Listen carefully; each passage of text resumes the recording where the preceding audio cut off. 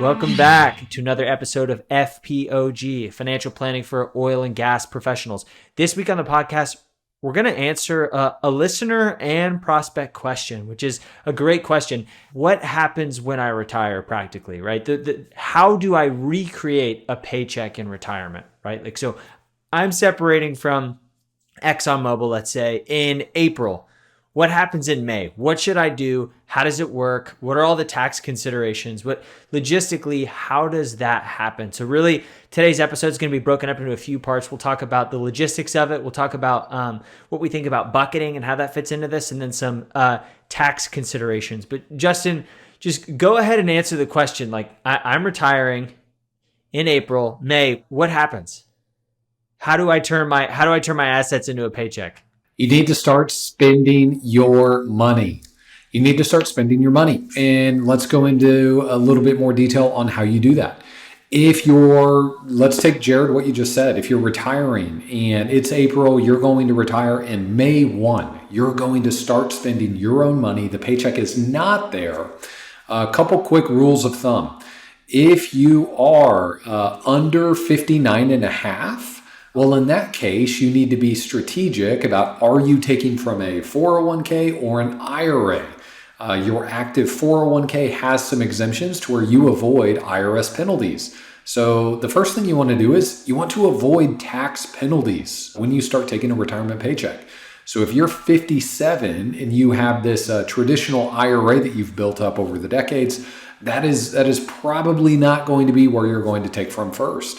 And then, past tax penalties, we also just want to think about optimizing your tax rate. So, Jared, the example you used is you've already worked an entire quarter. So you probably have some relatively substantial earnings in that year. And something we've talked about, I'm trying to remember, Jared, can you remember the number of our episode when we dove into retirement income in detail? We should know because we have less than 30 episodes, but I don't know, yes. So we'll link in the show notes. Perfect. It'll be in the show notes. That's an awesome deep dive into the entire topic of creating income in retirement. But one of the things we talk about there is really just what's your lifetime tax rate and how should you take from different accounts at different times in order to lower your lifetime tax rate. So what I'm getting at here is in that episode, we talked a lot about the idea of spending down non-retirement assets first. Why is that critical? It allows you to do Roth conversions at the lowest, most attractive tax rates. Doing a Roth conversion at a 0% tax rate, that's really exciting. 10% tax rate, 12% tax rate, those are usually pretty exciting too. Doing a Roth conversion at a 37% tax rate, not as compelling at times. And so that's the second question we want to think through. If you already have earned income this year, the general kind of universal answer is over the next 5 years, you probably want to spend down your brokerage account, your checking, your savings account. And you want to do partial Roth conversions during those years to strategically lower your lifetime tax rate. But that may not start until the following calendar year. So if you've worked for 3 months this year, you have a bunch of taxable income, you might want to consider taking from either your 401k or your IRA. And like I mentioned in point number 1, carefully navigate, can you avoid early withdrawal penalties depending on your age? And then the third thing to really briefly answer this is simply, are you taking from an account that has cash? Are you taking from an account that has bonds or an account that has stocks? And are these individual bonds or these individual stocks, or are they ETFs or mutual funds? It's important to have the ability to take money from sources that are either ultra low duration bonds or cash. So you don't want to be in a position where you're forced to sell stocks or you're forced to sell bonds that have a high duration. Interest rates just went up. They might have lost a lot of money recently. Yeah, those are great points, right? I think one of the things to think about is, okay, what part of the year are you retiring? Because the bucket you may take from may differ depending on how much earned income you have that year. Someone who's retiring December 31st and has no income, that strategy is going to be drastically different than somebody who's retiring, in the fourth quarter of this year and has a ton of earned income. And Justin, one of the things I would add mechanically to that is, as I see it, is there's really two buckets. There's immediate liquidity and then a longer term plan. right? So one of the things that we see when we're helping people navigate separating from these large companies is like, these things happen, they take way longer than you want, right? You may have millions of dollars in these accounts, but to get the pension rollover, to get the IRA rolled over, if that's what you elect to do, and to have, some acceleration of equity awards vest, like these things take time, right? So the day you retire, you're likely not going to have access to all of those assets. So, so if you're thinking about retiring, one of the best things you could do is make sure you have enough in after-tax money that can just kind of float till you have time and access to make some longer-term decisions about all of the assets that you have available and at your disposal, and kind of understand the various tax consequences. But I would definitely, from a bucketing perspective, think about it in that way. Yeah, absolutely. And this is a question that I've gotten not just from listeners, but we had a client ask this question recently too. So I think it's something that you think about retirement income as this big topic that once you understand it, you're good to go. But this is a really good question because there really is a lot of different answers when we get down to the basics and think through. Okay, I'm retiring on this day. 2 weeks later, where is my money coming from? Yeah. And, so there's a lot of the strategy that we'll get into, but mechanically you just said, you deplete your portfolio. And what we see and what we recommend is just, an ongoing recurring distribution. So psychologically, right? Like we love automating, right? In any way you can. So what we do with a lot of our clients is have a monthly distribution go out the first of the month, or biweekly or quarterly, whatever interval works for them, and have that set up so it happens automatically, so that shows up in the bank account. But right then that gets back to what Justin was talking about earlier about making sure whatever account you're drawing from makes the most sense from a tax perspective, and that you have enough cash, right? One of the things, easy hack if you're going to do this yourself, is dividend reinvestment. If in its account you're decumulating, it's a good idea to turn those dividends off to help generate some portfolio income that you can use for living expenses without you having to trade every month to free up cash for that. But Justin, how should someone think about like structuring a portfolio and so we answered the question of, okay, how do I turn my assets into a paycheck? And we answered that with recurring distributions, but how would you think about kind of like, which account should I take from and when should I take from it? Because the first part of that question is really easy. The second part is where there's just so much nuance. Yeah, great point.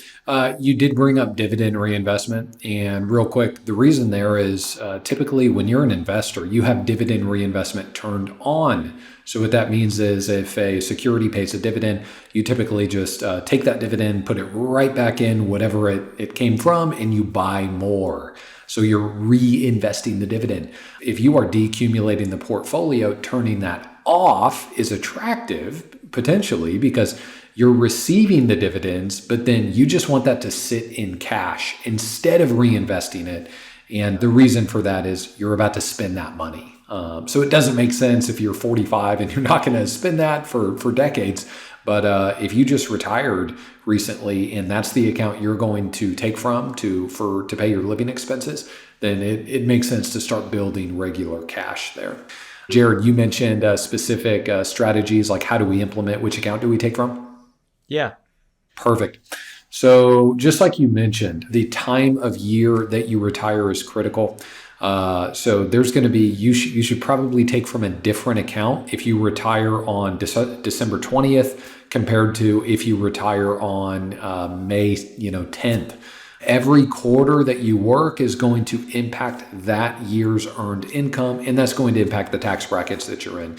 So ultimately, we want to ask the question, well, this year, in the year that you retire, what's in your best interest? Is it in your best interest to take a little bit more retirement income and maybe fill up the rest of the 12% bracket from your IRA or 401k? Maybe so. We also have to ask the question, is there an NUA opportunity in your 401k? That's definitely going to impact the type of distributions we want to take from any 401k. We don't want to make any disqualifying distributions from your 401k. And should we also dive into bucketing approach in this topic, Jared? Yeah. The only other thing I would add there, Justin, we didn't even touch on this, is international assignments, right? Taking inventory of, okay, what are your assets? So if you work for ExxonMobil or a large oil and gas company and you have a foreign assignment, like, and you accumulate a pension, typically that's non-qualified. So a lot of that's usually distributed to you and taxable in the year you receive it. So that's another consideration, right? So if you have that coming down the pike, and that's another ingredient that is kind of wonky related to oil and gas benefits, that needs to be considered and calculated. Even if you retire in the first quarter, but have this big outstanding taxable debt coming in later years, that may impact what you withdraw from, even though you're retiring early and have low income when you separate from the company. But that's just an additional wrinkle that that may be applicable to some of our listeners. That's right. We've dealt with cases with Chevron where that exact situation happens. And so that would very much affect which account should we take from, because there's going to be a huge taxable event in the year, either the year you retire, or it also may happen the year after you retire. So it's worth considering. Ooh, Jared, we forgot to touch on this. One other topic is if we love automating, we love taking a regular paycheck. If you're doing that from an IRA, the beautiful thing is that you can just withhold taxes, right? It's on autopilot. Your taxes are being paid. That's the nice thing about working. You have your benefits, you have your regular paycheck, but you don't think about this. The company is also handling your state and federal income tax obligations and your FICA obligations. All of that is automated within your paycheck. When you retire, though, just like we talked about in our retirement income episode, maybe not your very first 6 months of retirement, but usually the first year of retirement that you don't have other earned income, whenever that is, you should probably spend your non-retirement assets first. So that would be savings accounts, brokerage accounts, capital gains might be triggered when you take from brokerage accounts. So when you're taking from a brokerage account, you have capital gains to consider, and you should probably do Roth conversions.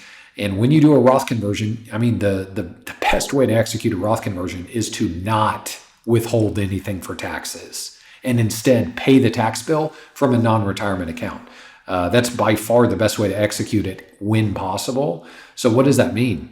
It means that if that's your situation, well, those are tax decisions that you really should consider taking advantage of, but you don't get to automate your taxes in that case. So you need to be doing quarterly estimated tax payments if you're doing Roth conversions. If you're taking from a brokerage account that has capital gains, you're not going to want to automate the tax deal there. You're going to want to do an estimated quarterly tax payment. Yeah, that's exactly right. Like it's the onus is on you a little bit more to manage that, right? Because you're in IRA distributions, I guess that's one thing pro them. It's taxes, income tax, but it is kind of just, you have to decide the percentages, right? So you can't just estimate, hey, you have to look forward and say, hey, what do I think my effective income is going to be for the year? And what bracket does that really put me in, and kind of set a percentage? So when you make decisions like that, it's not in a vacuum. You got to kind of plan this ahead and think about, okay, what do I think my total tax liability is going to be over the coming year? And how does that mean that I need to withhold accordingly, whether it's monthly through IRA distributions or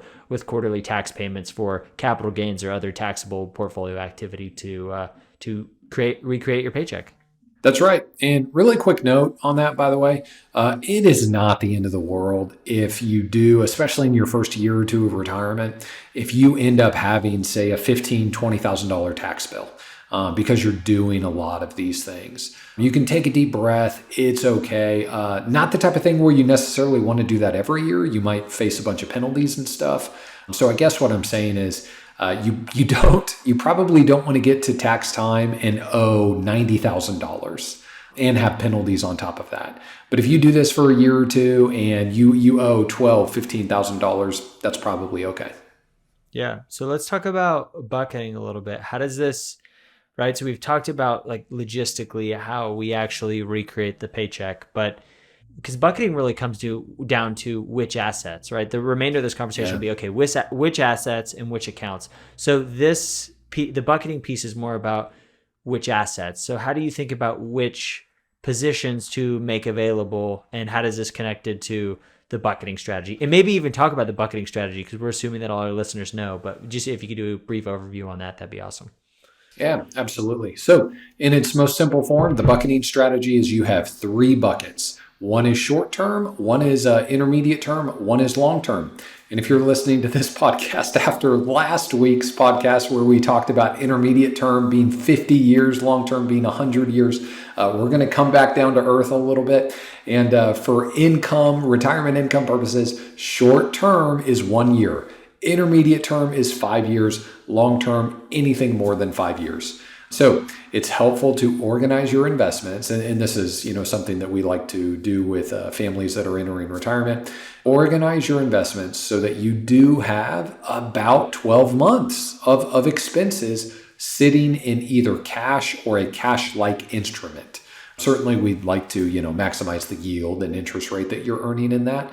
So it may not always be cash exactly, but you want to have something very similar to cash. And you want to always have 12 months of living expenses ready to go so that you can withdraw, take a distribution, and go ahead and pay for your life. So in essence, that allows you to recreate the paycheck. So that's short term. That's the first bucket. Second bucket, intermediate. So this is where years 2 through 5, we still want to have some safer assets. It's okay to be a little bit more focused on getting a little bit higher yield. And I mean, I laugh when I say this with a, inverted yield curve that we've seen over the last couple of years with ultra low interest rates. We're not getting too excited with the amount of interest you're going to earn. But years 2 through 5 in retirement, you also need to have safe assets. So that would typically be bonds or bond funds. And you would also want to be mindful of not having too long of a duration within your bond portfolio there.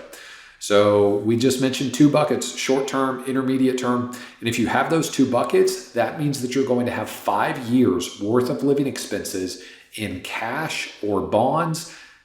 Big takeaway, we simply want that to be in investment instruments that do not have stock market or real estate volatility. It needs to be safer. Now, Jared, why do we kind of pinpoint 5 years in this conversation to say more than 5 years is long term? Yeah, because that's the time horizon typically where you put the odds disproportionately on your favor that equity markets will have positive returns, right? So any given day, equity markets are up about 55% of the time, down 45% of the time, which is slightly better than a coin flip. 5 years, odds increase to 80 or 90%. So drastically better odds. And, we don't want to be in a position where we need to liquidate at the worst time when stocks are down, right? We want to be a buyer of stocks at those prices. So Justin, if that's the case, based on the strategy you've outlined, does that mean I'm always selling bonds? Because it sounds like that's what I'm spending for my living expenses. So would I always be selling bonds to generate the income? I'm kind of baiting you here, but what would you say that is a great leading question. So let's dive into it. When you're taking retirement income, you are probably going to sell that cash bucket first. But it's an idea where you always want to be replenishing. We like to call 3 buckets, short-term, intermediate, long-term. The first 2, short-term, intermediate term, we like to call that a war chest. And the reason we call it a war chest is we know that you're going to face market crashes and market corrections in retirement, and we're not worried about them. And we use financial planning strategically to try and mitigate some of the downsides of that. So when you're retiring in April, you need to take a paycheck in May. Well, you're probably going to start taking some of that cash that you've set aside. But then what do we do 6 months later? The cash is almost empty. Over the course of every quarter, every month, we want to think about restocking the war chest, selling some of the equity portions. If they're doing well, if equities are doing well, it's okay to sell some of those portions, restock your war chest. But if the stock market has a big crash, it's also okay to have a little bit of flexibility and let that war chest go down from 5 years to just 2 or 3 years. That can be a very strategic usage. And Jared, let's use a real life example. I mean, how catastrophic would it have been if all of your money was in the stock market and you retired in October of 2008? It'd be catastrophic, right? And especially, but right, I think what would determine whether or not it was catastrophic was, were you a net buyer of equity of those time or a net seller, right? Because the decade, it's much more important not when you retired, but what you did during those years, right? And so prudent risk management is, so we have these buckets, but markets change, right? So if somebody decided, hey, I'm 60% stocks, 40% bonds, and they left it and didn't touch it for a decade, they would have a drastically different portfolio and risk profile if they didn't do anything, right? So we're not just going to sell the cash assets. It's really about maintaining a prudent risk allocation, right? And if equities have done well, you'll likely trim those gains and replenish the buckets because those cash buckets are disproportionately small to equities because equities have given rise. But from a thoughtful, prudent risk management perspective, right, you should have a target risk tolerance and a framework for asset classes, like a model portfolio, and then kind of identify what's drifting the most from that, right? Versus just saying, hey, I'm always going to sell bonds, because maybe it should be equity. Maybe you should de-risk your portfolio a little bit. If you started out as a 60-40 and there's been a lot of growth and your portfolio is now a 90-10, which is a drastically different portfolio. So it's not as simple as just sell bonds. That's a really great point. And just like you alluded to, if you happen to retire and a market crash happens shortly after, I want to repeat something that you've said multiple times, and that is, are you a net buyer or a net seller of stocks? And that's a really important idea. So I want to say something that's going to be uncomfortable for some of our listeners, and that is, there is a chance that if you're retiring in the next 10 years, there is a very real chance that you might retire and we might have a market crash a month later or 6 months later. Very shortly after, you might retire with really bad timing. And the reason we love the bucket strategy and having a bucket of short term and a bucket of intermediate term that does not have market correlation is, guess what? If that happens, it's not the end of the world. You don't have to be a net seller. But if you retired in October of 2008 and you had no cash, no bonds whatsoever, well, then you were in a tough position because November came around. You had to sell and the market was way down. And then another bad thing happened. December came. You needed more income. And then January and February, March. And so if you put yourself in a position where you are dependent on those returns to pay bills, make ends meet, that's not a situation you want to be in. But if you can organize your assets across different asset classes, cash, bonds, different durations of bonds, short-term, intermediate-term bonds, and then have a long-term growth bucket, this gives you options and it ensures that you're not going to be forced to sell in a market crash right when you retire. Yeah, so good. So that's really kind of answers the first question of, okay, what do I sell to create income, right? So let's tackle briefly the second piece of that, because we won't go into depth on all these points because we've talked in depth about this in a prior podcast, but just some tax optimization. So what are some like general rules of thumb for thinking about how to tax optimize which type of account I should take from? Because there's so many different accounts. There's pre-tax, there's Roth, there's after-tax. There's also non-qualified pensions for people with international assignments. So there's just so many different buckets and things to consider. Yeah, I think it's helpful to first ask the question, what is my tax problem that I'm trying to solve? So if you have $200 million today, well, you might be concerned about the estate tax. And that might need a lot of different planning opportunities to help with that. But most people don't have $200 million. So what are they concerned about? Well, instead, they're concerned about income tax. And so then we need to ask the question, okay, how big of an income tax problem do you have? And I like to say that if your IRA is above 2.5–3 million, you need to be thinking strategically about how to do partial Roth conversions and how to free up cash in a non-retirement account to live on. Because if you're facing retirement and you have 3 million, yeah, you might have an income tax problem. And if you have an IRA of 5, 6, 7, 8 million, you have a big income tax problem, and you need to employ strategies to mitigate that. So specifically with tax optimization, let's go back to the bucket strategy. If you have a large IRA and one of your big concerns is your lifetime tax rate from that IRA or your inheritor's tax rate on that IRA, well, you need to organize your short-term, intermediate-term buckets in accounts that do not trigger income tax, right? And what are we doing during those years, Jaron? Spending down brokerage assets. That's right. Spending down brokerage assets so that we can do partial Roth conversions. Roth conversion is really helpful at a 0%, 10% tax bracket, but you can only do that if you don't have other income. So if you're taking from your IRA and doing Roth conversions, that might be okay. And if you have a large IRA with no other non-retirement assets, you might need to do that. That might be in your best interest. But it's you get the most juice out of the squeeze if you're able to spend non-retirement assets. So when you're building a war chest, when you're building your bucket strategy, you need to be mindful of which accounts does the short-term, intermediate term, which accounts does the war chest need to be located in. Yeah. So, and we can't answer all the questions here, but I think, right, getting a good allocation of, okay, what tax problem am I trying to solve? Okay, what's my allocation across tax categories, right? Because if someone has a ton of Roth assets, maybe the aggressive Roth conversions aren't as compelling. Or maybe if they have a huge pre-tax account, maybe, that creates a really adverse RMD that's 2-3x their income once they hit RMD age. So they need to be way more aggressive. Or maybe they have brokerage accounts to where, they don't even really need to think about Roth conversions, right? So really take inventory of, okay, like, hey, what's the tax problem I'm trying to solve? And then I would just say be like proactive, right? And think about like kind of getting back to take a step back. Okay, what is lifetime tax rate?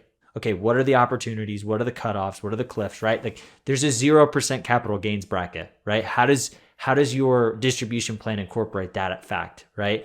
IRMA, Medicare premiums that looks back 2 years to determine the premium, right? So for 22 premiums, it's looking at 2020 income, right? So that's a decision that has to be made 2 years in advance and another tax bracket that has to be considered. So there's a lot of complexity and nuance, but and it's not a fun answer. Which bucket do I draw from? It's like the answer is it depends on your situation, but hopefully some of these ideas will help you kind of think about and just frame it in the right way, so that you're making a thoughtful decision. Justin, anything else before we wrap up? I want to go back to something we said at the beginning. The most short, simple answer is, well, you're going to decumulate your portfolio. You're going to take from your portfolio. And then we want to go 2.0, which is thinking, okay, which account should I take from? Of all of the investments in that account, which should I take from first, second, and third? But that's how we want to approach it. Awesome. Well, we love when we get questions from listeners or prospects. So feel free to shoot us your questions. Podcast@brownleewealthmanagement.com. We love hearing from you. Thanks. We'll see you next time.